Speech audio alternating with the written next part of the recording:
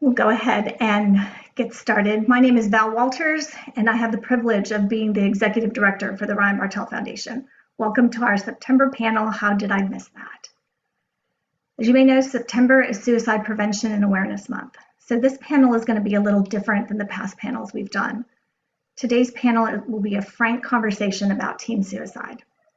Some of you may have watched the film that we streamed last week, Tell My Story. It's a documentary-style film that chronicles a father's mission to understand the loss of his son to suicide. It was a moving and powerful film that brought up a lot of emotions. Today's discussion may have the same impact. If you feel the need to drop off, this is being recorded and you can come back and watch at a later time. Tonight we are talking about teen suicide because it's still the second leading cause of death for 10 to 24-year-olds.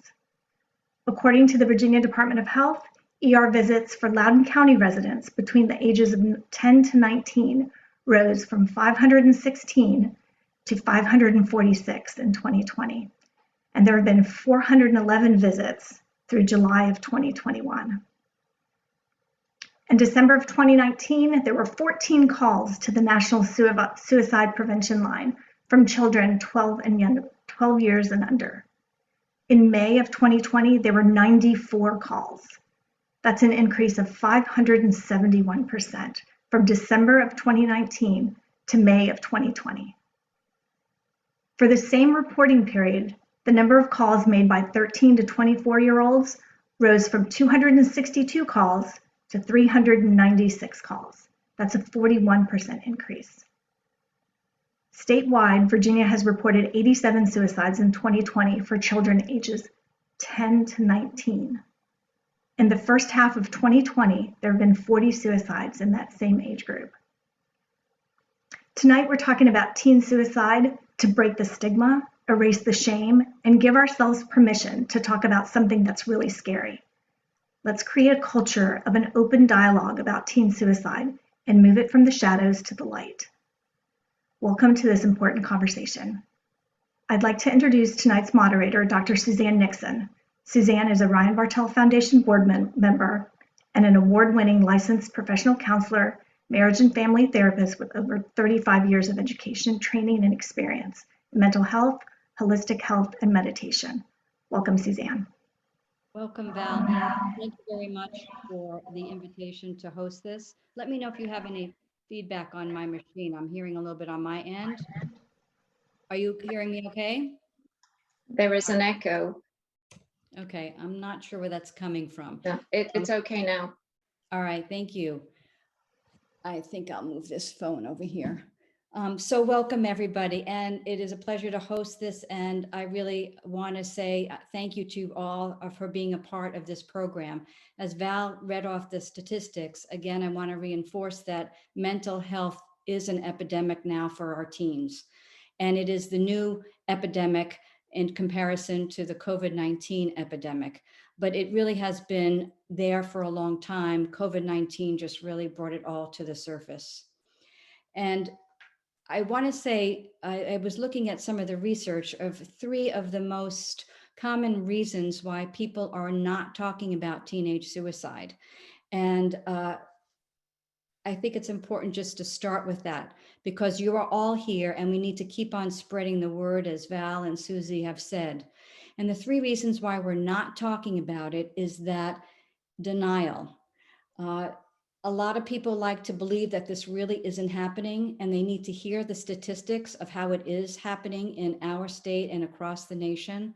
And so a lot of people tend to stay in denial that it is not happening because it's uncomfortable to really talk about it. The second most common reason we're not talking about it is fear. The thought of a loved one being in such a vulnerable position, and the thought of a loved one losing their life by suicide is so difficult to wrap our heads around that our fear can paralyze us. And we may think that if we don't talk about it, then it's not going to happen. And the third one is this premise that people have, well, it's not us. that teenage suicide only happens to other families. It doesn't happen to our family. And those are the three most prominent reasons why people choose not to talk about or listen to teenage suicide: denial, fear, and it's not us. But now it's the time to talk about it. It has been the time to talk about it. And what we need to do is be the medicine. We need to be the lamp in the darkness. We need to shine light on this issue and really bring it to the foreground so that we can help all lives, one life at a time. So it's my pleasure to introduce the panelists tonight. And I first want to introduce Dr. Cam, who is my colleague, Dr. Cameron Caswell. She goes by the teen translator name. She's an adolescent psychologist and a family success coach. She's in private practice here in Ashburn, and she specializes in helping parents build strong, positive relationships with their teens through improved communication, connection, and understanding using her prime parenting method. Welcome, Cam. Thank you so much for having me. Our pleasure. Thank you for being a part of this. And I'd like to extend a very warm welcome to our parent panelists, Mike Dorsch and Margaret Brown, who are here to share their stories and experiences with teenage suicide. So thank you, Mike and Margaret, for being present and for being so courageous, vulnerable, and strong. Welcome. Thank you, Suzanne. So I'd like to begin by asking Mike and Margaret to share their personal stories. Personal stories really matter. It really brings it into the living room of our family homes. So Margaret or Mike, who would like to start to tell their personal story and experience? You sure, Mike? I can go. It doesn't matter to me. I can just go ahead and start. My name is Margaret Brown. One of my children attempted suicide 8 years ago. And one of the things that I wanted to just bring up, since it was talking about what did I miss, I was aware that she was depressed. I was aware that she was harming herself. But one of the things I've learned later as we've moved on in the world is that I should have asked her if she was thinking of killing herself. That's something that I think a lot of people fear, because you think you're going to give them that idea. It never occurred to me that she was thinking of that, even though she was harming herself and she was in therapy and we were doing everything we thought we could. We'd gone out to breakfast that morning, had a great family breakfast, played games, did the whole thing. We came home. I went to read a book. My son went to play a video game, and she went upstairs and tried to kill herself. And it was well planned. She had notes. Thank God I found her, because it was too quiet. So I knew something was wrong. So I think that's the biggest thing, is that even if you know that your child is struggling, I would say, don't let people tell you that they're just being a teenager, that they're just moody. You know your child. And the other thing is, it's okay to ask, are you thinking of hurting yourself? Because, if you can provide a safe place, then, hopefully you'll be able, we're very close now. If she starts to feel that way, which she does still on occasion, she comes to me and tells me so that I can help her. So I think that's it for now. Suzanne, is there anything specific? Thank you, Margaret, for sharing that and for giving us, so many pieces of information and what your experience was.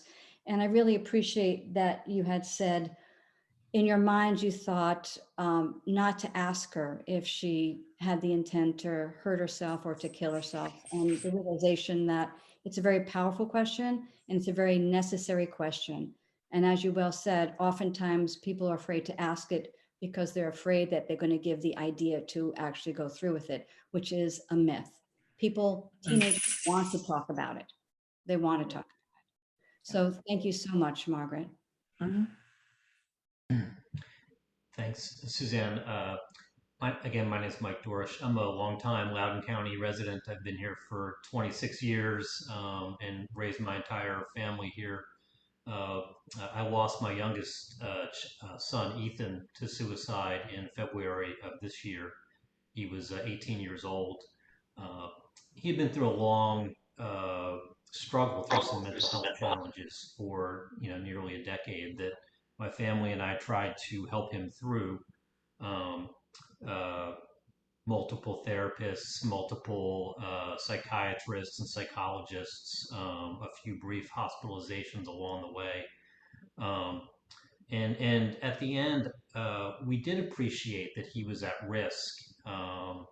And because we had been through so much as a family and had so much interaction with the mental health community and professionals over the years, I really considered myself, fairly knowledgeable about what was going on and how to support him, and try to help him through that as we tried to find more resources to help him out of the place he was in and get him to a safer place.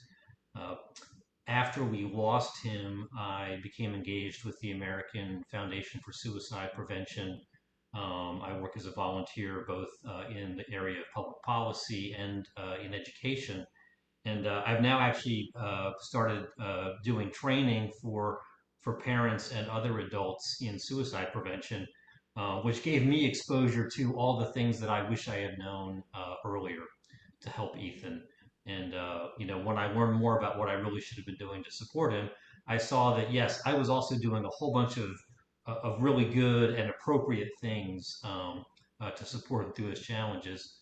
But very similar to Margaret, the one key thing on the list that I wasn't doing was I wasn't asking him directly if he felt safe, if he was thinking about harming himself, if he was thinking about killing himself, or if he was making plans to kill himself. And he was. And much as Margaret related the experience with her daughter, Ethan was a big hockey fan, a huge Washington Capitals fan. And we were watching the Capitals game together one night, and in the third period, he got up to go to bed and say goodnight, and the next day he was gone, and we didn't have him anymore. And that's a tough place to be. Now learning more about the things that I wish I knew, so that I could have done more to help him. But any way that I can share my experiences to help others avoid, finding themselves in this situation, I want to do that. Thank you so much, Mike, for sharing that. And I'm very sorry for your loss. So I appreciate you being here and sharing from this very vulnerable place. And as Mike said, they had gone through the mental health system, and sometimes the answers aren't 100% found there, but you do your best to get the best help that you can and use all the resources that you know of. But sometimes we forget that the resources are also in the family of just asking the question. And I know Dr. Cam and I have spoken before that the kids really do want to talk to you. They really want to let you in. Their language of communication is difficult. And so sometimes we have to ask those hard questions, and we often don't think about it. Yeah. So thank you. Dr. Cam, did you want to say anything in relationship to what both Margaret and Mike have shared? No, I just want to thank them, because it's when you speak out and share your stories that I think it helps other people kind of normalize it and understand. So just really, really thank you guys for sharing your stories. Yeah, ditto on that. So tonight, what I'd like to do is ask some leading questions, and this will be more conversational style. So any of the panelists, and Val and Susie, if you want to answer any of the questions or chime in, you can. And then I know Val has the chat room set up so that if you have some questions, you can put them in the chat room, and Val will then pause for a moment and we'll address some of your questions.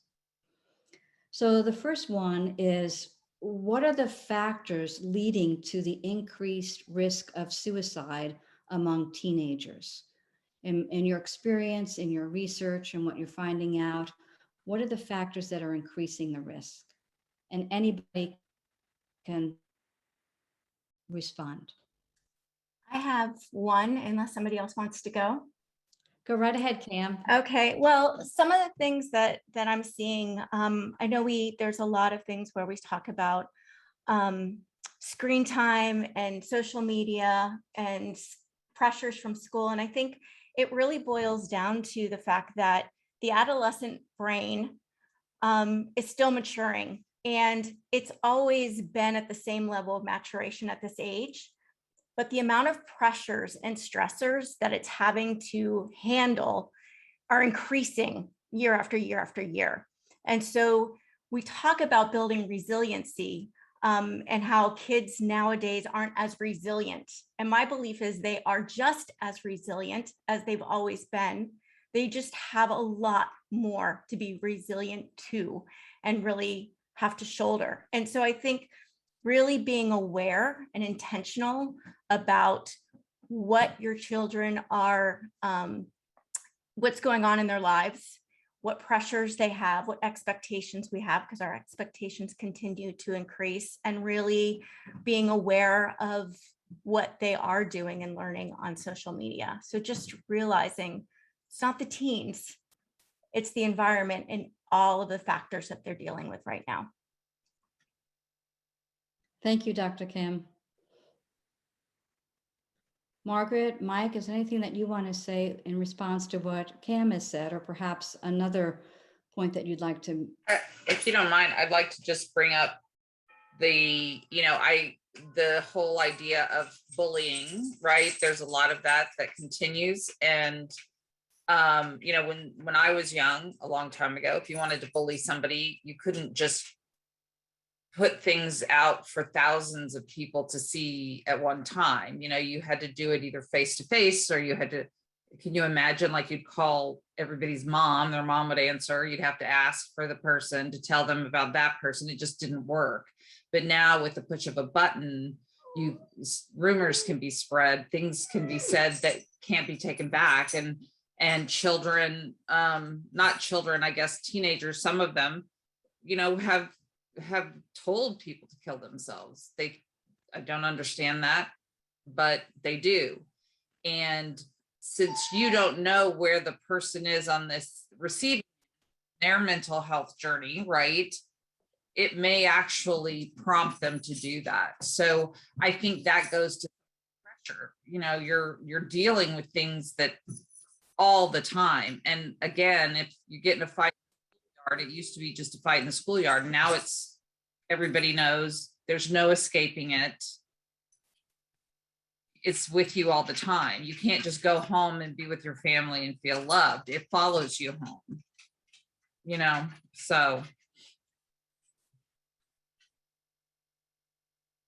Yeah, I really appreciate Dr. Cam's insights that, kids and teens really aren't different today than they were a generation ago. You really can't imagine how they would have changed that much, in 20 years.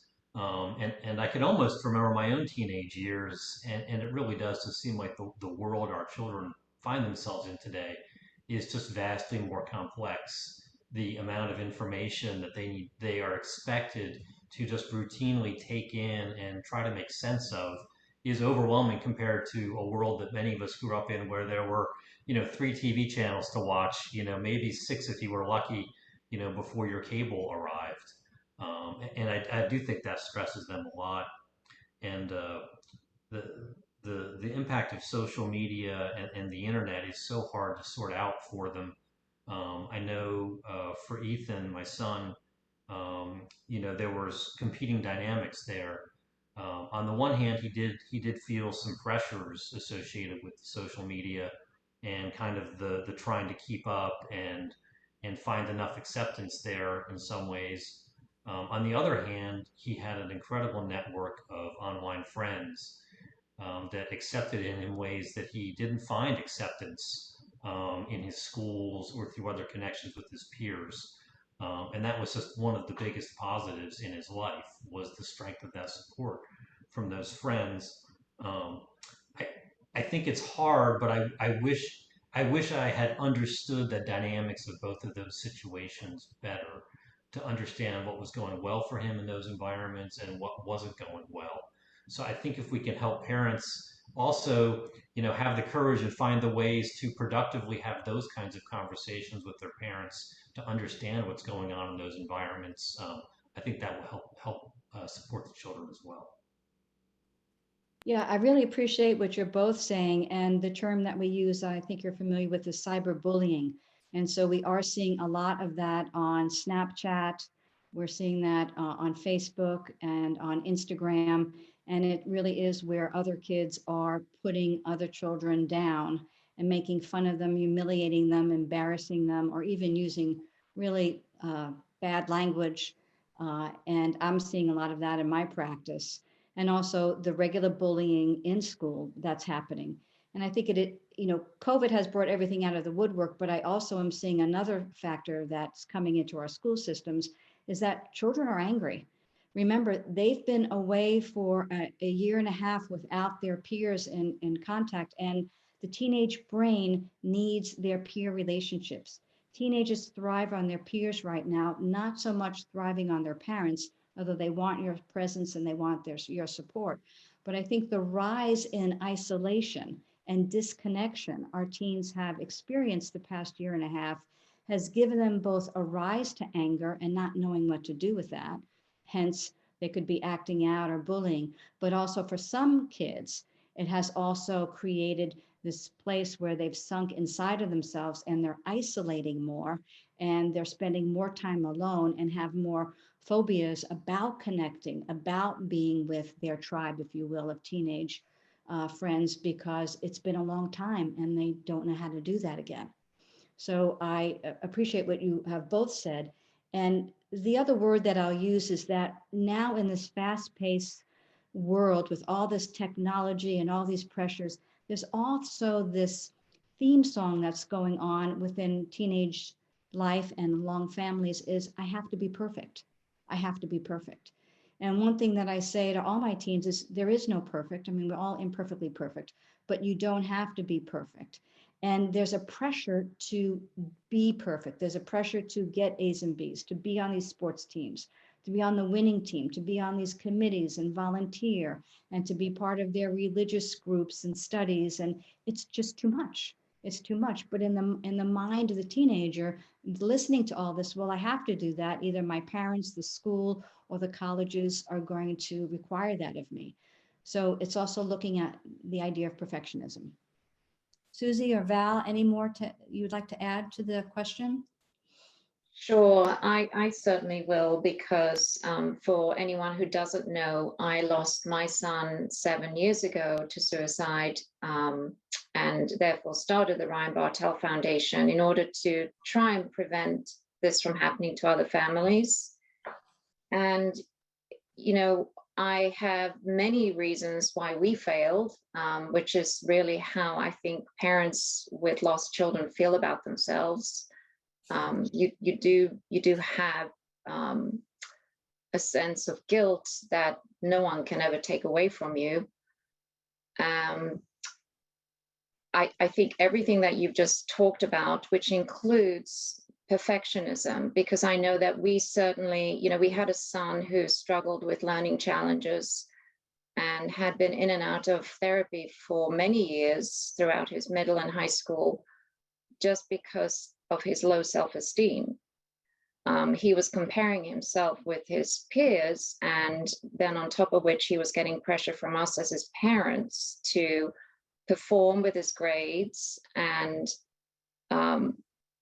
we probably didn't help.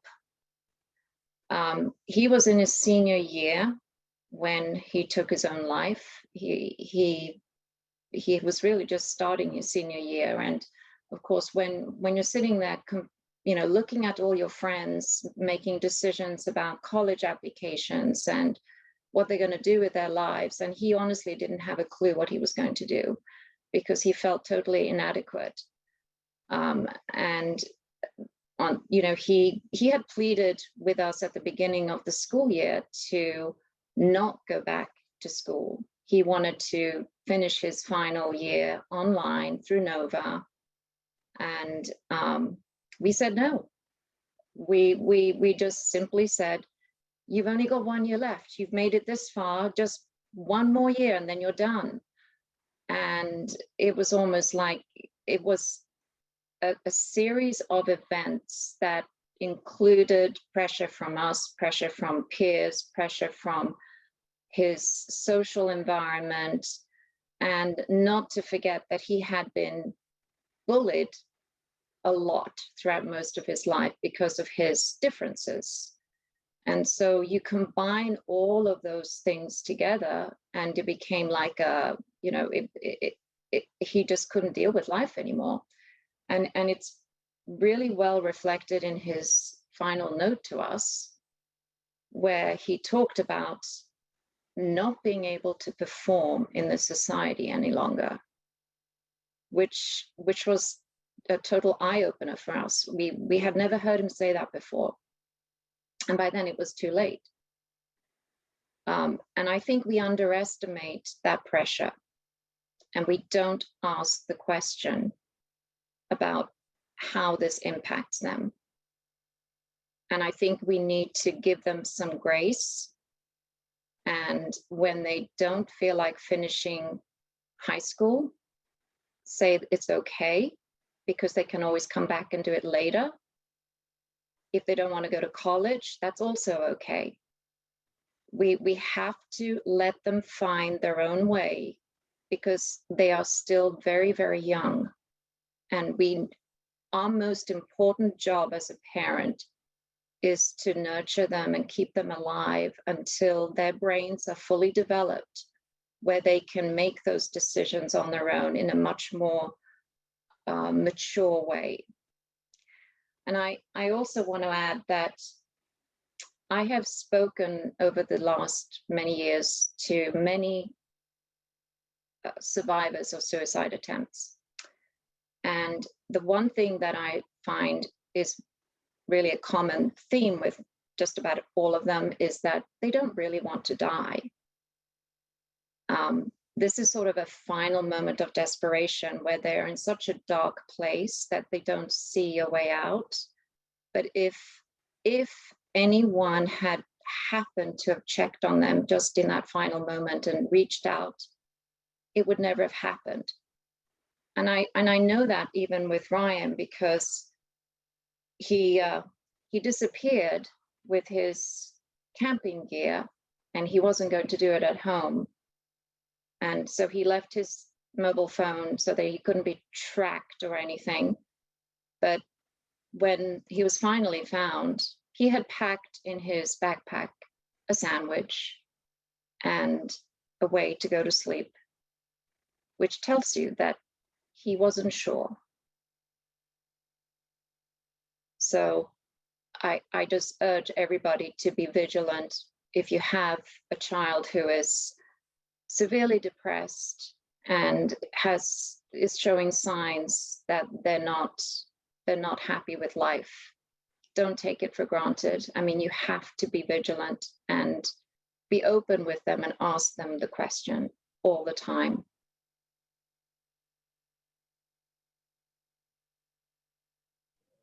Thank you, Susie. And each time I hear your story, I'm very moved.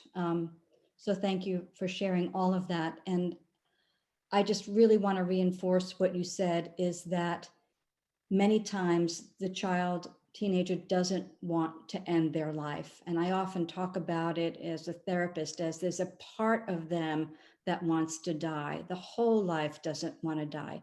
But in that place of darkness and despair, their brains can't figure another way out. So having the conversation, asking the hard questions, and also believing them. So when your child says, I don't want to go to high school, I don't want to go to catechism class, I don't want to do 5 AP classes in 10th grade, I don't want to go to college, believe them. Believe them. And I love that you used the word, Susie, nurture them. Nurture them, nurture the interior self, nurture the interior self, and help them discover who they are as they struggle with all these feelings, versus tending to the external conformity of what we think we should do and what we think is the best thing for our kids, because they really know. They really know. Anybody else want to respond? I'd love to add just one thing to that too, because I think as parents, we have this need and this want to help our kids reach their full potential. And so I think so much of where we come from when it's wanting them to do well in school and wanting them to do well in sports and other things is from this place of we want the best for them. And I think what we're missing out in is what is best for them is a connection with us, and for us to listen to them and really understand what they need and not a need to perform. And I think a lot of times that gets turned onto our need for them to perform, to make us feel like we're doing well as a parent. And so we need that validation. And rather than stepping back and going, it's not about me, it's about them. What do they need? Because we don't want to push them so hard to reach their full potential that they never make it to the point of being able to reach their full potential. Suzanne, I've got a couple of questions. I don't know if you want to address them now or if you want to continue. We can pause and look at one question. Sure. Is there any link between teens being more likely to attempt suicide if a parent attempted around the same age? That's a really good question. And I was talking with a few people about the link of family depression within the family system. There is a correlation that if there's been people in the family system that have experienced depression, it could be a genetic disposition, and that if it was a major depressive disorder and there was a suicide somewhere in the generational line, it can have a factor with the teenagers. It can influence them genetically. And so if a parent or a family member has experienced someone in their family system who had a suicide, it could be related, but I don't have any research on that. And maybe Dr. Kim, have you had any research on that piece? I do not either, no. So if you don't mind, I don't have any research either, but what I would say is this goes to the talking about it as a family, right? Because I think I shared with the panel after another hospitalization when my daughter was older for trauma. I finally, you would have thought I would have done this the first time, but I did some research and found that yes, suicide had taken place in my father's family, but I had never heard of it. Never, because you don't talk about those things. And if I had known, I might have approached things very differently with her. And I now ask my other child often, not often, but like if he seems down, I ask him, are you thinking of hurting yourself?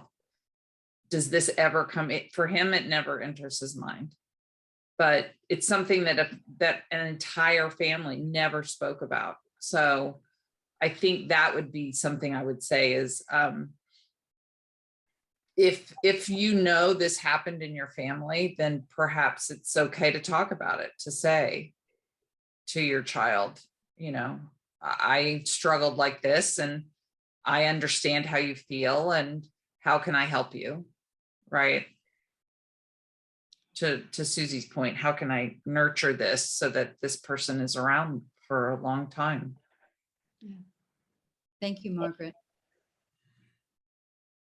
Anybody else want to respond to that question? Okay, Val, how about one more question and then we'll go to the second question I have for the panelists. What do you do when your child says that they want to kill themselves? So let me just see if Mike or Susie or Margaret, having had experiences what would you say now if they had been that direct to you? And if I'm making you feel uncomfortable, I apologize. So I just want to also say that too, if it doesn't feel comfortable to answer that question, but having had the experience and having known what has gone on, what would you do at this point? And that's fine, Suzanne. I can take that question. Um, yeah, I wish I'd had the opportunity to have that conversation. Um, I think the first thing I would have done is I would have thanked him very much for having the courage to tell me that, right? And give me the opportunity to know what was going on. Um, and then I certainly would have put myself in listening mode, to hear, what was causing him to be in that place again, to really empathize with the pain he was going through, and validate what he was feeling, and make it really clear how much, I was there and the rest of his family was there to support him.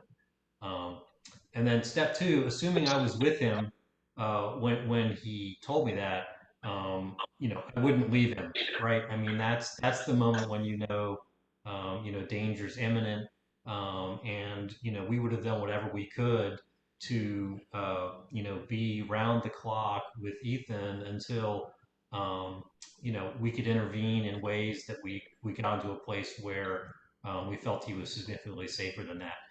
That part of the journey is probably going to look different for anyone who's in that situation, right? Depending on what your child's situation is, what resources you already have engaged in terms of mental health professionals, et cetera. But at that moment where I heard him say that, he would not be by himself again until we Right. weren't in that place again.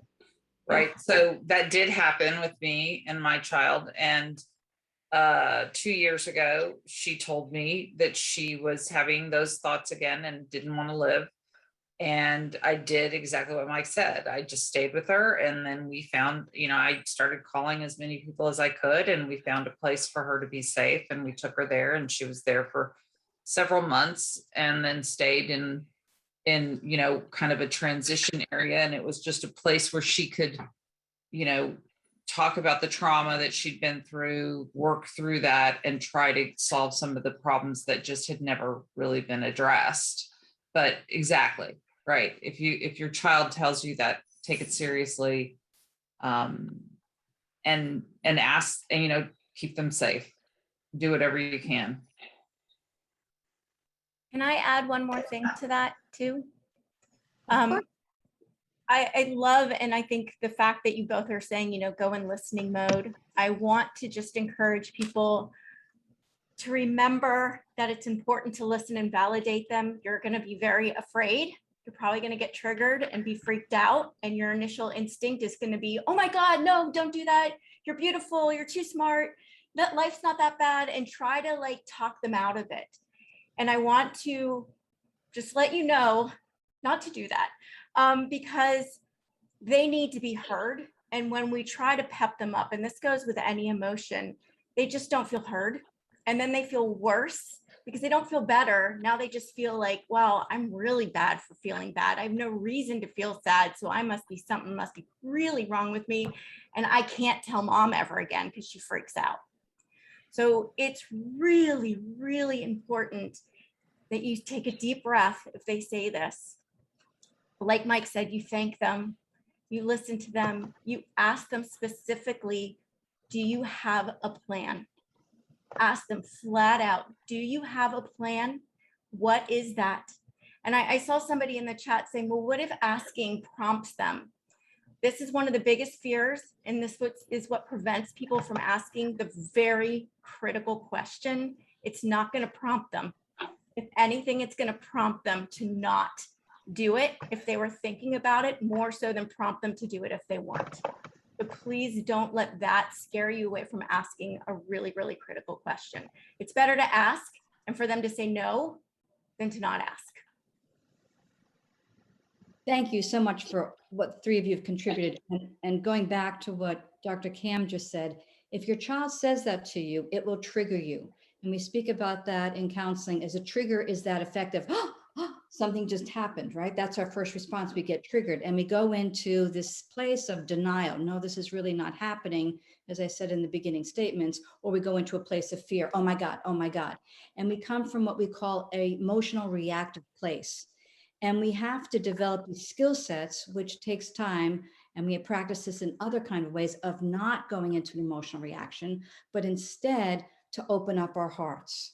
And to open up our hearts with compassion and love and empathy, and to really dig deep and to listen to what God is saying at that time.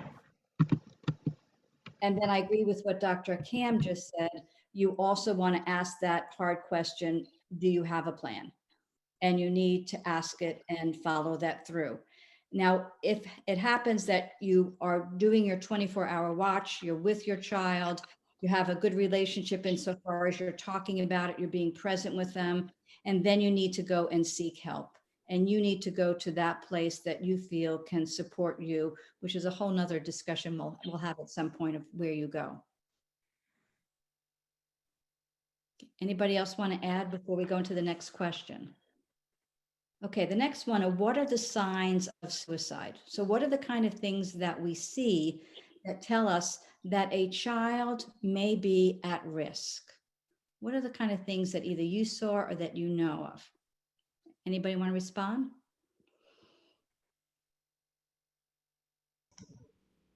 Well, I guess I'll run through a few that I know about and I'm familiar with. Yeah, I think one thing to always look out for are significant changes in behavior patterns. It can be tricky with teens because they're not always in as much of a routine as we adults are. But if there's a big shift in sleeping habits, eating routines, certainly big swings in academic performance, a sudden change where a child who's usually very social and outgoing all of a sudden is homebound, doesn't want to see their friends, right? All of those are pretty good signs that something serious is happening that at least warrants some attention. Um, Classic symptoms of depression, not getting out of bed, not eating, irritability and anger directed at others. With depression, there's often a lot of internally focused anger. Sometimes that boils out, and gets directed at other family members. And those can be signs to look out for as well. I'd like to add to that in addition to all of the signs that Mike has shared, which are things to definitely look for, and it's really, I think as a parent, you're going to have an instinct that you really see a change. I think one of the things also to be aware of is many of the kids I've talked to are really good at hiding it. They don't want you to know they're in pain.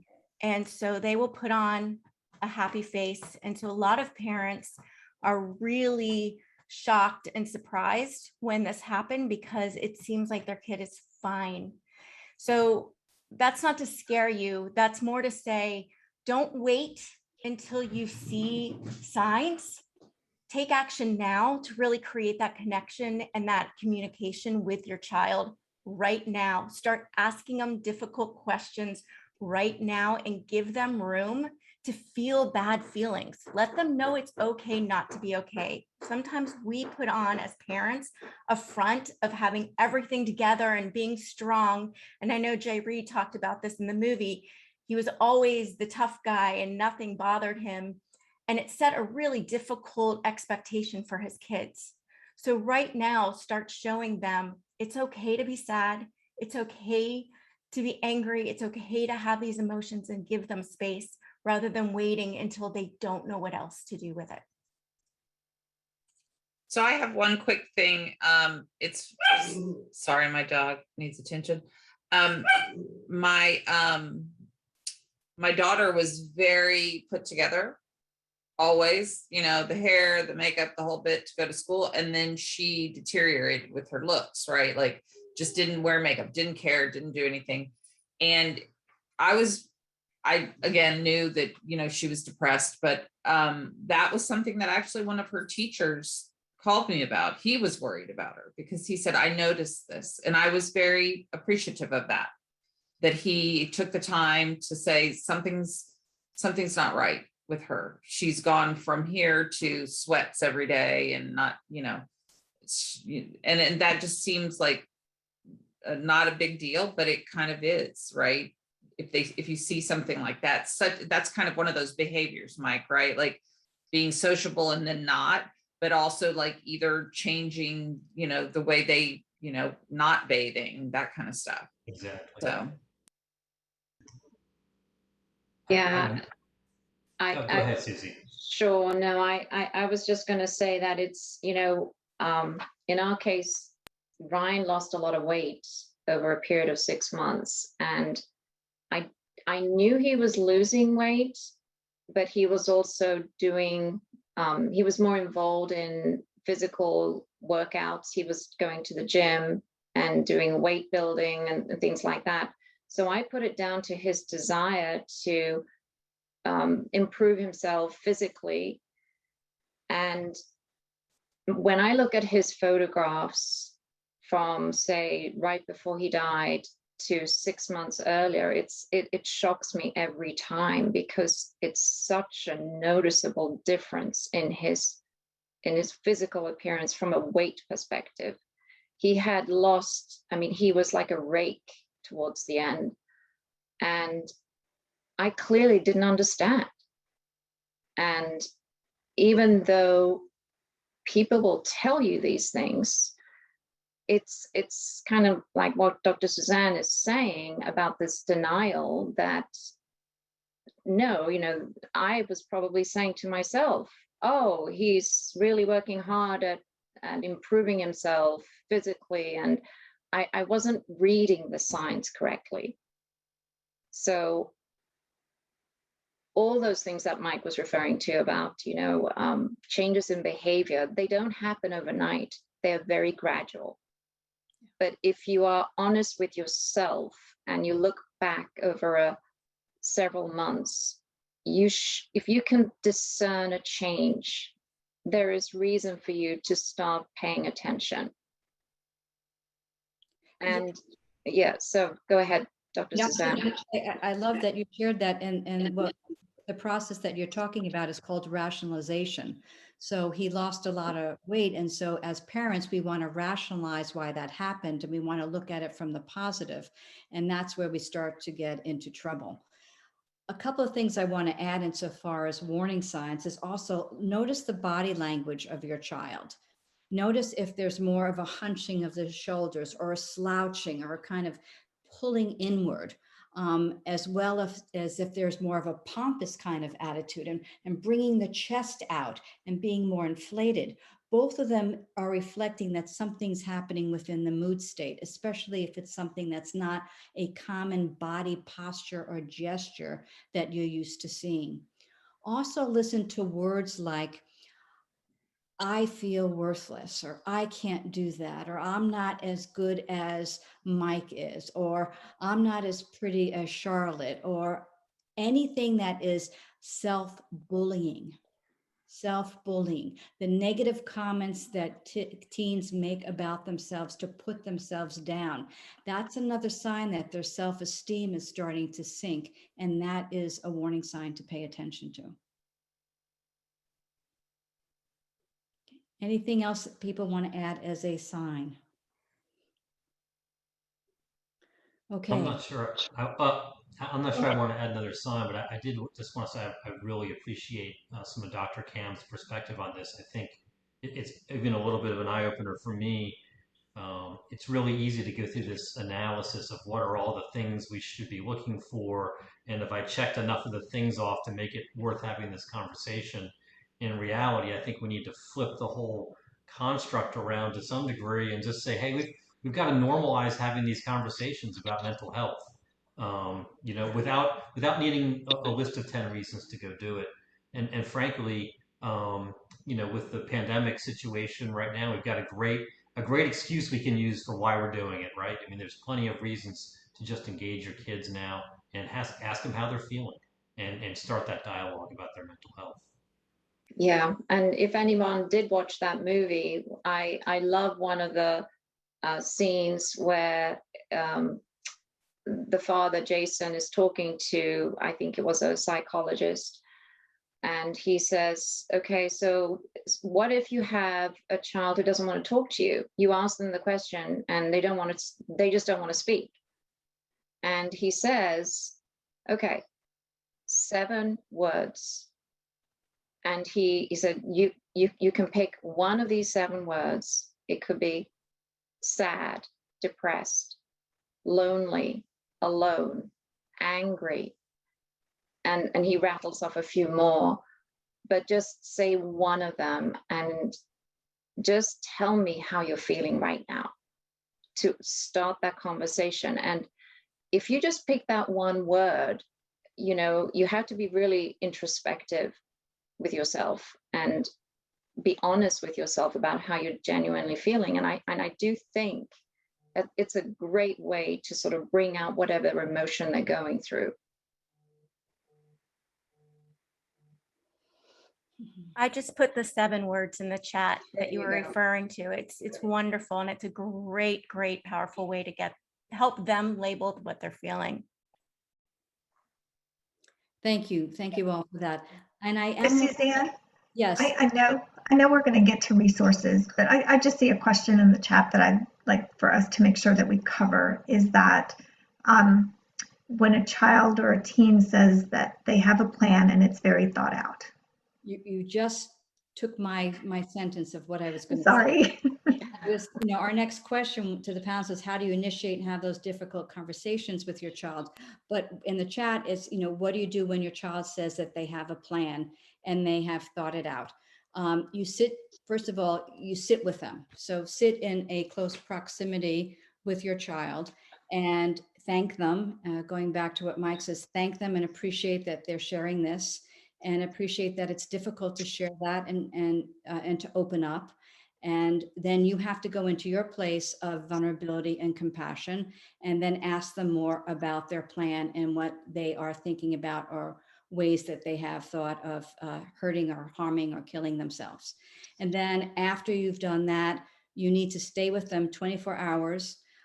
Do not let them out of your sight. You have to be with them. If it's like nighttime, be with them, sleep with them, just be with them. And then the next day you must go to your pediatrician, or you must go to a psychologist or therapist at an emergency room center or the hospital, and take them, escort them to go get the evaluation that they need at that moment.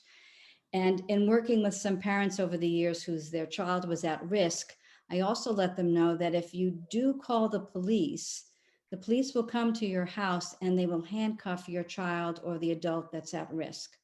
They're not going to do it anymore. Okay, the last was Dr. Kim. I wasn't saying that. I was shaking my head because it's true. Sorry. Yeah. So what Me has, too.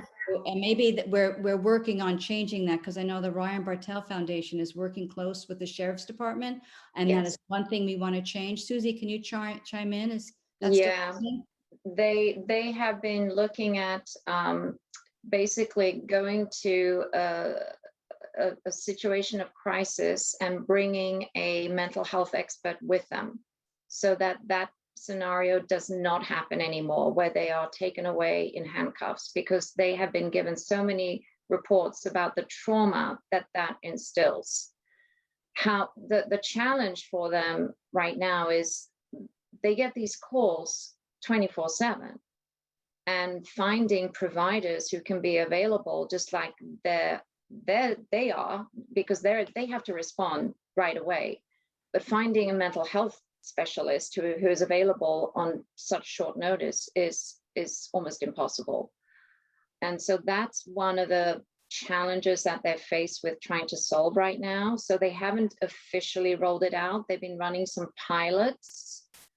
I'd love to see it officially roll out. It's a big gap, in my opinion, in our community, or really it's nationwide. I mean, we need to approach somebody who's in a mental health crisis with compassion. And we need to, rather than handcuffs, we should go up and hug them and tell them how much they are loved and that they're not alone.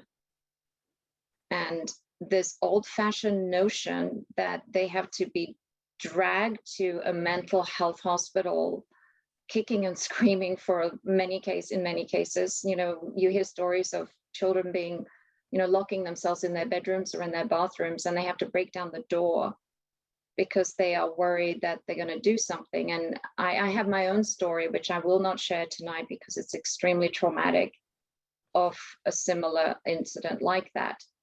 But that's what we're trying to change. We have a cultural change that's needed, and it can only happen when we all have these conversations, because everybody needs to understand the impact, the terrible impact it has on the victim. Yes, thank you. Thank you so much, Susie, for clarifying that. And I want to add one more thing to the person that called about their child that has a plan. If your child has come to you and said they have a plan, they want to talk it through with you. They want to talk it through with you of what their thoughts are, what their ideas are. They're reaching out for help. They want you to help them in that moment. So stay with them. And what Susie just said is touch and hugging calms the neural physiology of the body. So when we're feeling an intense motion, touch actually impacts the brain and the sensory system and the nervous system in a very powerful way. So with your child, cradle them, hold them, bring them to your heart, stay with them. And you may find that they begin to really break down and cry, which is actually very positive if they can let out that emotion. Still, you want to stay with them 24 hours and you want to get them help right away the next day. And as Susie said, it's difficult. So that's why we have resources we're going to show at the end of the program of places you can call and where you can reach out. But Dr. Cam, do you want to say anything too about the caller about the plan to add to what I've said? Can I just say one thing real quick that I have to add? And then I do have a situation, unfortunately, with my child who's the one that I'm talking about, and I need to leave for a few moments, but she's not suicidal, but she is having an issue.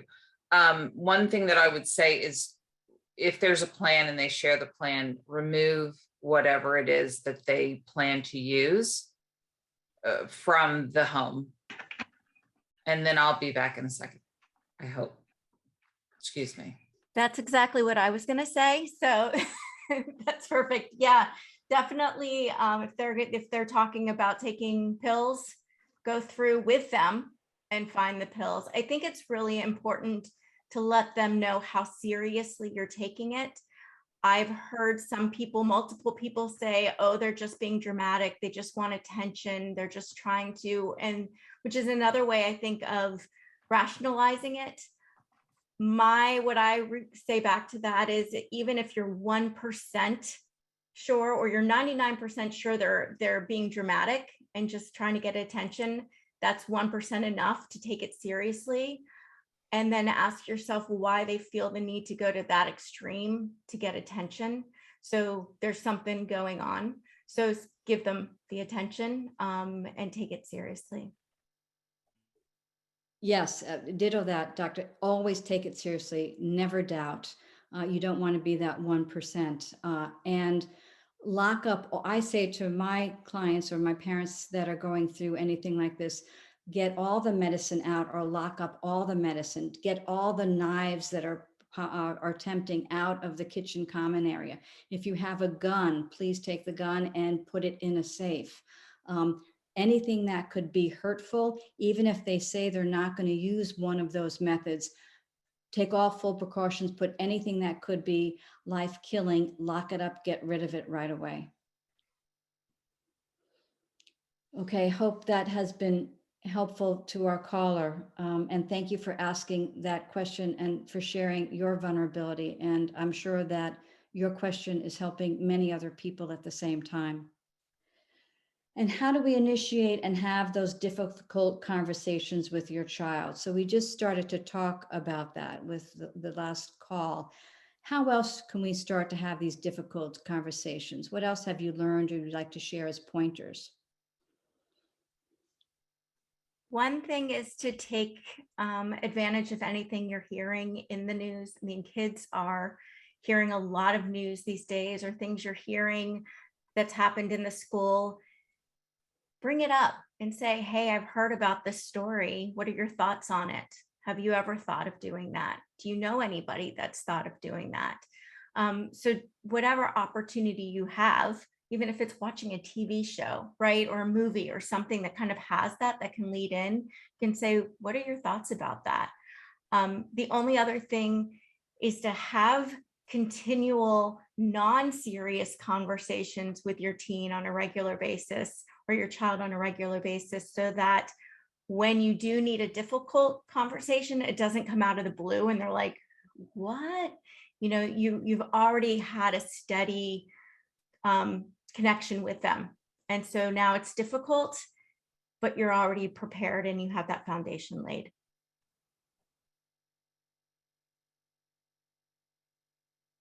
Thank you, Dr. Kim. Mike, would you like to add to that? I'm not sure I can add much to what Dr. Kim said. I think that's all really good. I do think she and I actually had a separate conversation recently that maybe is a little more aligned to what can you do to help uh, improve the chances of success in having these conversations when you initiate them, right? Which is to think a little bit about, how are you responding to the day-to-day things that happen in your life, in your child's life when they do share them with you. Because if they're used to getting a strong negative reaction from their parents when they share, even, relatively small challenges or issues that come up, think about how hard that makes it for them to share what, really might be the deepest, darkest secret they could imagine sharing with somebody. And, if mom or dad just flipped out because, they got a C on their most recent calculus test, right? How can you bring this topic, bring answers to this much more serious question forward, right? Yeah, thank you for that. And a couple of things I want to say that as you're talking, I'm just being reminded. If your child is in a state where they're feeling suicidal or they have a plan and you feel like it is, they're engulfed with that trauma, a technique that we use is, the top 5 things. I'm sure some of you are familiar with it. So you want to stop them for a moment and say, what are 5 things right now you can see? What are 4 things right now you can hear? What are 3 things right now you can touch? What are 2 things right now you can smell? What is 1 thing right now you can taste? And you have them look around the room, because when you're in a trauma response, reality goes out the window. And what you want to do is bring them back into their body, back into their full presence as much as you possibly can by going to the sensory system. And so you have those questions and then you ask those questions, and that can shake a little bit that trauma response that they may be in. So it's very important to have some kind of skill set that you can use. The other thing, insofar as having the difficult conversations, and I say this when I'm working with parents that have young children, start talking about feelings now. And I like to use the phrase, all feelings are welcomed. All feelings are welcomed. Begin to develop emotional intelligence in your family systems at a young age. And that means talking, listening, identifying feelings, and learning how to express difficult emotions in an appropriate, effective way. I was working with a teen today, my last teen client for the day, 17, and she's feeling angry. And so one thing I know with her is she needs to get the anger out physically. So go to the punching bag, go to the body bag, do something to get out that anger that's in your body, and that is going to help the system calm down. So have ways that your children can talk about that and express their feelings, and make it very safe, and try yourself to speak about your feelings and your vulnerabilities, that we don't have to always be perfect and have it together. We also need to show our vulnerability, and that makes the teen feel safer and more accepting of themselves in the making. Okay, Val, do you want to read one of the questions there?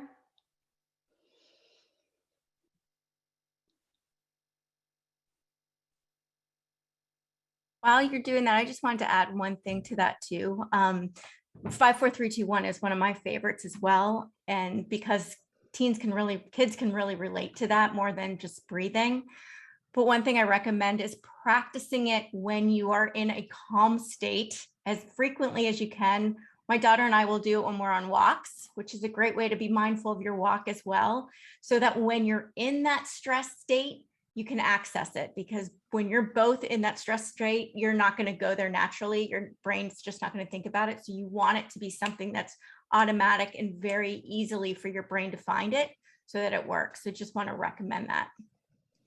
Yeah, and I do that as well with my my granddaughters, and then with some of my younger teens, kids that I work with. We call it I Spy, and we go like this: I spy 5 things that you can see, 5 things that you can hear, 5 things that you can touch. So we animate it, and then when you animate it and express it, you tend to remember it better. We remember when we have expression. Suzanne, one of the questions that came through is about finding a qualified professional and also understanding that the first may not be that perfect fit. And so can you talk a little bit about, I know it's difficult occasionally to find a counselor right now because everybody is so very booked, but if you could talk about the process and about finding that right fit for your family member. Well, we happen to have the Ryan Bartell Foundation with us. I mean, so they have these great resources on their website. And so I first would want to say, go to their website and see the resources that we have posted. There's all different associations and hotlines, as well as recommendations for private practice therapists and mental health centers. So use the resources that you have and that you trust. You want to find sources that you trust. And right now, all families need to build their medical team. And I think of it as have your primary care doctor, have your therapist, or have a psychologist, have your nutritionist, or have your exercise coach. Have a team of people that help take care of your and your family's well-being. Mental health providers, we are really packed, and there's not enough of us. And we know that there's shortages all around. So I want you to think about going to somebody that is connected to a mental health provider. I'll have to say that sometimes, if like today, I got 4 calls for new clients, but if somebody says, well, Susie Bartell recommended you, or a former client recommended you, my ears are just going to perk up a little bit. I still attend to all the calls, but somehow I listen a little bit differently when it's a recommendation from somebody that I know of, that have used my name. That also is a cue that somebody is really in need or in help. But I do answer all the calls, just so that people know that. What's most important for your teenagers is they feel that that therapist gets them. That is so important. So put away the credentials: social worker, licensed professional counselor, psychologist, psychiatrist, expressive arts therapist.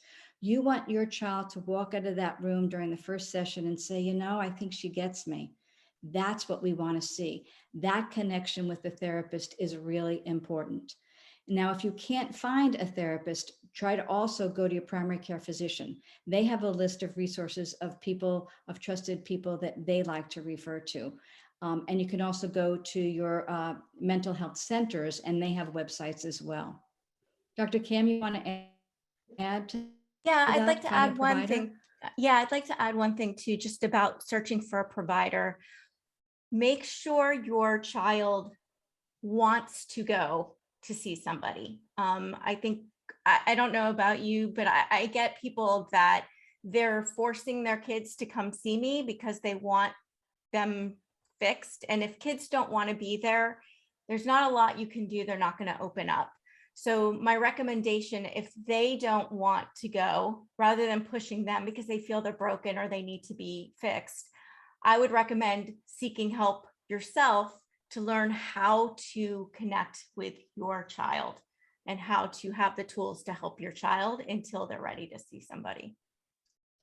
And then I would just piggyback off of that and say, however, where I would be a little bit different is if they are at risk and are saying these thoughts that they're thinking of killing themselves, or they want to die. We also call that the die voice. I want to die. Come with them. And so I do many sessions with one parent or both parents and the teenager. And even if the teen isn't talking, we're talking and having those conversations about feelings and about the thoughts that are going on in a very sensitive, respectful way in that family system. So I bring in the whole family.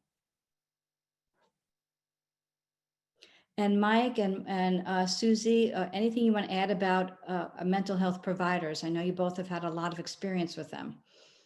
Yeah, I'll just add that it is can be challenging to navigate the network and the system and try to find that good fit. So I wish I felt like I had answers, but I can tell parents that it can be hard, and you just need to keep trying and find that right match. Yeah, the only other thing I would add is that don't expect results overnight. It doesn't work like that. And you need to enable and empower your child to go as often as they need to go. If they want to go, let them go. I think one of the difficulties is the lack of health insurance to cover the expense of mental health therapy. And so for a lot of families, it can become very expensive. And so if you are feeling pressured to stop therapy, all I can say is that there are other resources out there. And don't ever give up on professional help, because if your child wants it, then you should continue for as long as they need it. Thank you, Mike and Susie. And I'm also seeing in the chat box, and I want to emphasize that as well, is that safety plans are really important. So that if your child is at risk, you want the therapist or the professional to have a safety plan and develop that with the child, and then you share that with the parents. If you are home and your child says to you, I have a plan, I may want to take my life, then you can, after you open your heart and you support them and you talk and maybe cry, you then develop a safety plan as well, as best as you can, of how to keep them safe, which means 24-hour watch. Do not let them out of your sight. Be with them all the time, as well as take some of the objects that we talked about. And then there was one thing that you had said, Susie, and now I'm just slipping up on that. Medication. What Susie just said is really important. Let them go for as long as they want. But also, I want you to understand the honeymoon effect. If your child has depression, anxiety, and it is severe, moderate to severe, and you happen to get the right medication for their child, sometimes, regrettably, it's a game of Russian roulette, which I don't even like to hear myself say it, but it is true. So I like to go to primary care doctors and psychiatrists that actually do a genetic test. They swab the mouth and find out what medications, psychotropic medications, will be a match for that person insofar as its effectiveness to help with depression or anxiety. That is really important to do, because there are some psychotropic medications that are not the right fit for a particular person because of their genetic makeup. So once the child gets on the right one, you may experience what we call the honeymoon effect. Oh, everything's fine now. They kind of seem like they're not so depressed, they're not crying so much, or they're not as antsy or anxious, but you still want to work with the issues that are underneath them. What is inside that brought this Great Depression or these feelings of wanting to hurt themselves to the foreground? So the medication, you need that, and the medication helps the teenager, or in some cases the adult, do the deeper work to find out what was the issue underneath this all, what was really going on, and then to help them and to teach them and to process, build skill sets, and so that in time they can resource their self.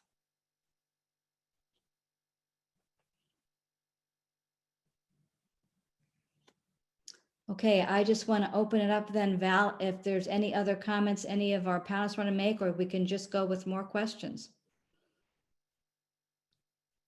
Let's listen to what the need is, right? Right, absolutely. So we've been getting some questions in the chat. I welcome anyone to just go ahead and unmute your microphone and ask your question. You can keep your cameras turned off if you don't want your face to be on the recording, or you're welcome to add it into the chat, and I'll be happy to read your question. In the meantime, I am going to start putting some resources into the chat. We talked about the movie Tell My Story. It's a documentary style film that chronicles Jason Reed and the loss of his son. So I'm going to just put a link to that. You can rent that on Vimeo. One of the questions that just came in, self-harm and the tie to suicide.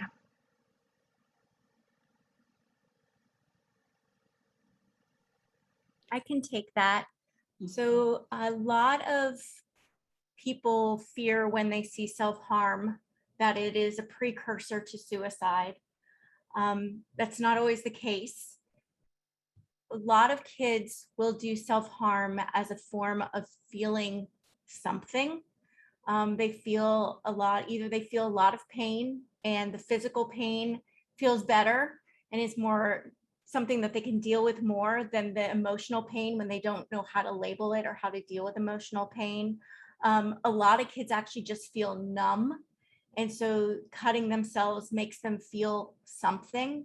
So again, if you see kids that are self-harming, have the same conversations with them. Have the same conversations without the fear that you're going to be feeling, without the judgment, just an honest curiosity of what's going on, how are you feeling, why are you cutting, why are you harming yourself, and how is that helping you feel, and get really curious and help them work through that. Then you can start helping them and find them help to find other more healthy ways to start dealing with the pain that they're cutting or self-harming to get rid of. Yeah, I agree with that. And the way that I usually describe it, there isn't a correlation that if they self-harm, they're going to commit suicide or are thinking about suicide. I look at it in two ways, just using a little bit of different language than Cam. One is to wake up the self. So as Cam said, they're feeling numb. So it's a part of waking up. And the other thing that I see is a way of self-punishment, that if they're angry at themselves, it's a way to harm themselves, to take out their anger on themselves in a very inappropriate way. So if I had a child that was doing that, and then we start to talk about it, one of the questions I would ask is, tell me about your pain. Tell me about your pain. Because right now I imagine cutting yourself feels very painful or uncomfortable, or maybe it feels good, but then tell me about the sensation. What's it like for you? What are you experiencing? What are you feeling? I want to understand your pain. And then you have that conversation.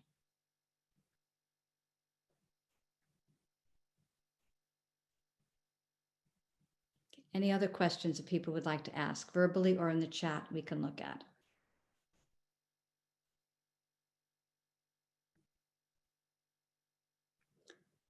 Somebody asked about what happens in the emergency room. I cannot say specifically what happens nowadays, but because of COVID, they may want to do a COVID test right away, even no matter what you're going into the hospital for. But in our area, usually people that are having some kind of a mental health crisis they go to Cornwall. And Cornwall has the psychiatric facility that they then assess the teenager or the adult. And then regrettably, often you are triaged, just like as you go into a regular emergency room. So you may have to sit in the waiting room with your teen until they're ready to take you.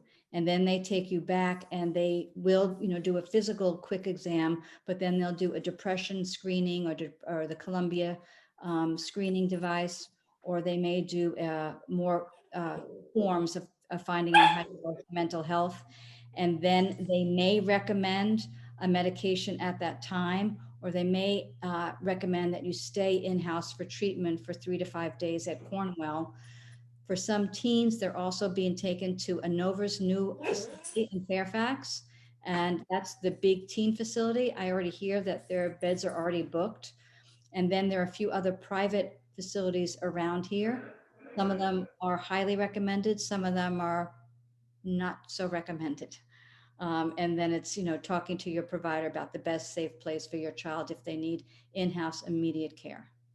So Suzanne, I was there in the emergency room in March for a situation like that. And it was similar to what you said. There was no COVID test, although it was a very different protocol. And then went to Cornwall. And one of the things that I think is great about Cornwall is that they give you access to a phone number that you can use whenever at this point, once you've been there. And it's very helpful for her. She uses it on occasion, and there it's 24/7. Someone answers the phone, listens, helps you get through whatever you're going through. But it wasn't like getting meds, but it was more of, and because it was COVID, the all of the protocol and all of the testing was done by camera. So that's what I know about what happens during COVID. It's very helpful to hear. Thank you for that. Anybody else have any direct experiences that they want to share about what happens in ER? We were there 10 days ago, and it was because my son took some pills and called the suicide hotline, and that triggered an emergency response. And due to a recent move, they had a hard time finding us because the cell phone address had not been changed, and it directed them to our old house. But hats off to Fairfax County Police Department. They spent an hour trying to locate us. And because of the nature of what my child took, he was still okay. An hour later, we were home. We had actually talked to him 20 minutes before the police showed up, and there were no signs that he had done anything like that. And because of what he took, and the cops didn't know, and we didn't know what the ramification of that was, they asked us if we wanted him to be taken to the ER, which Fair Oaks was the closest ER to us. So we were taken there. The police officer stayed with us for probably just maybe close to an hour and a half, 2 hours, just, being there, making sure everything was okay. Talking to us, my son, while they got all the data. Because of the meds he took, they took blood and urine, did a COVID swab. They stationed a physician's assistant in the room with him, so that he was under their watch. Took all his clothes, his cell phone, had him change basically into that, but they also took his cell phone and handed that to us. We met with the nurse, then with the ER physician. And I don't know if I said that, but they did blood and urine analysis. And basically, they called the poison hotline to find out what the ramification was of what he took, because he took an overdose of his antidepressants, which, because he had not expressed any risk, he was self-dispensing. And they did a psych eval. It was the Fairfax County, from the Fairfax Hospital, they did an online psych eval for him. And basically, they released him back into us with a safety plan and asked us to call the Teen Crisis Center that I think covers all of Loudoun, Fairfax, Arlington, Prince William County. They're based out of Manassas and one in Aldie, I think, and have provided for in-home. They did an intake. They have in-home counseling that they're providing to him right now, 3 hours a week. And also whatever other therapy and that he is going through at this point of time.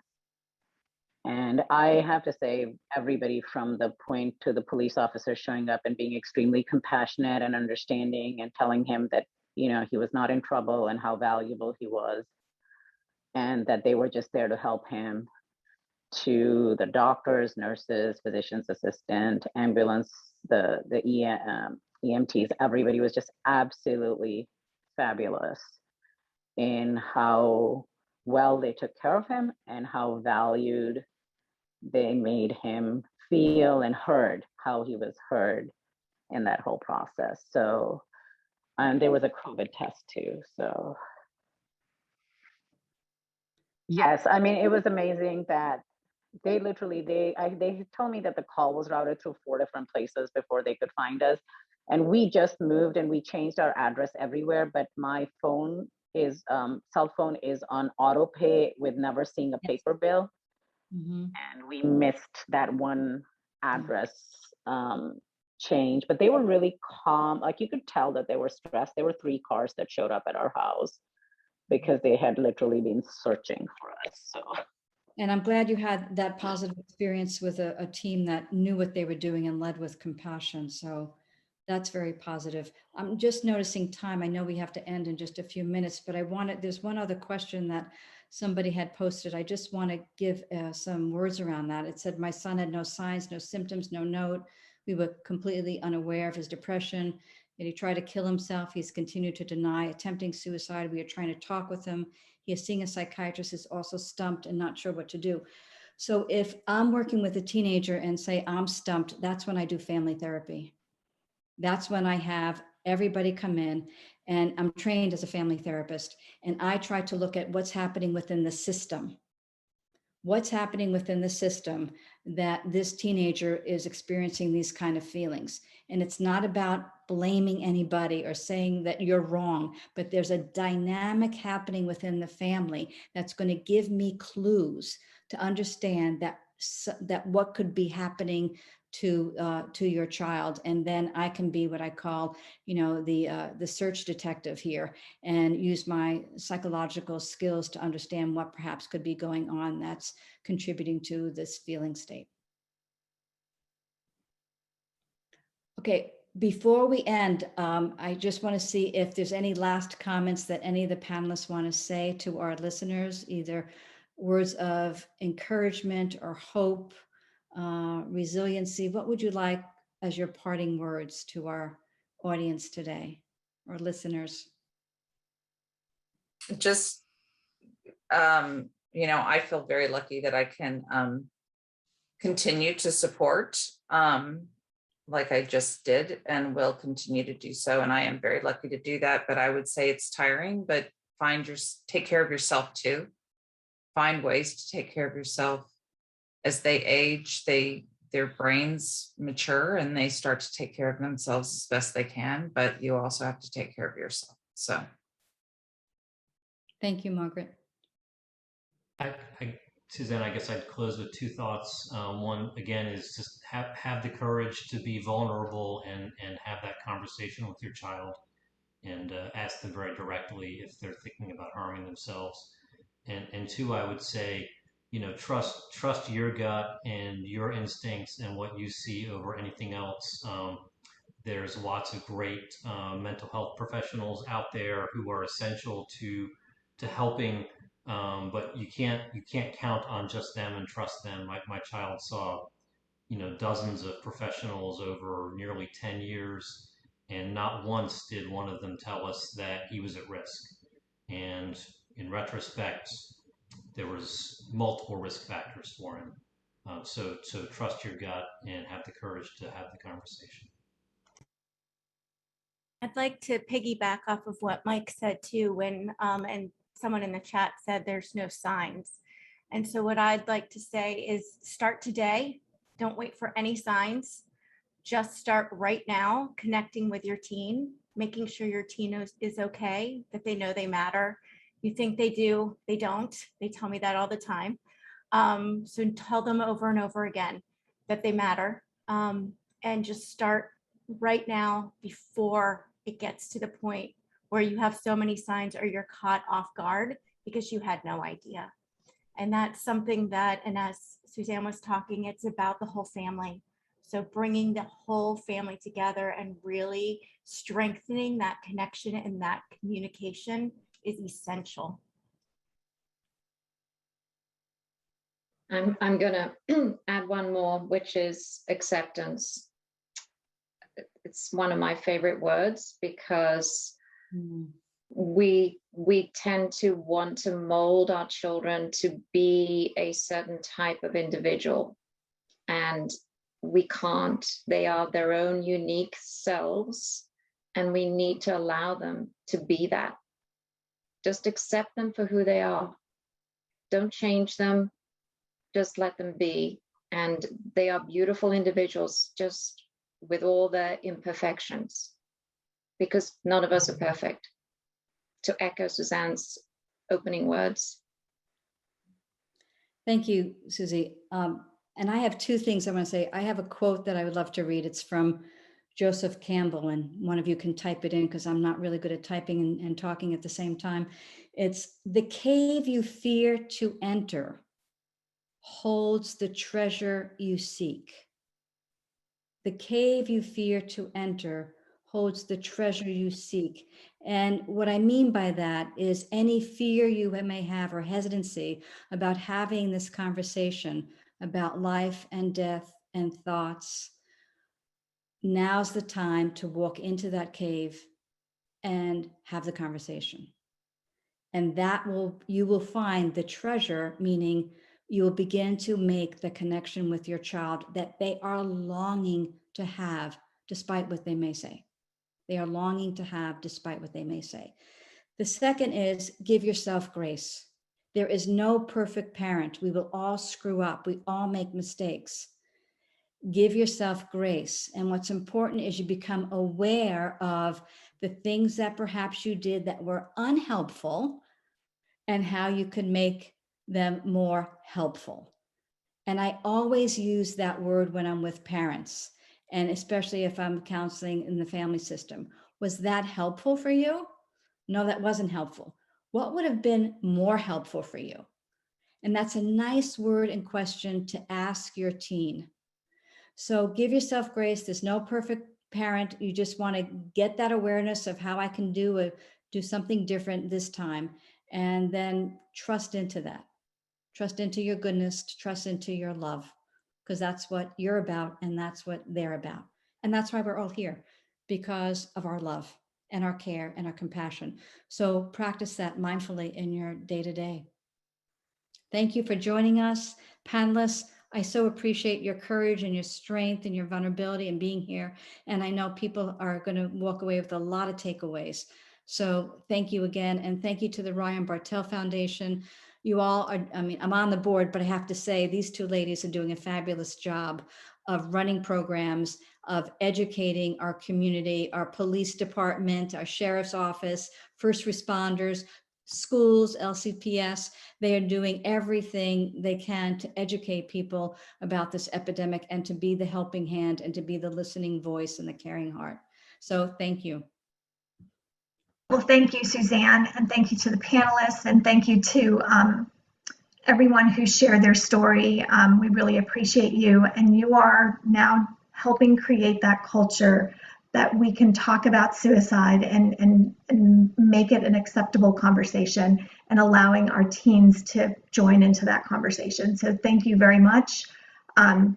Good night. I will send out an email with a lot of resources to all of you tomorrow, as well as the link to the movie. And if you didn't get a chance to complete that survey, please, if you wouldn't mind, I'll pop it back into the chat and you can just copy that and complete that survey. That will, your feedback allows us to continue to bring these types of programs to you. So thank you again, good night, and we will see you at the next panel.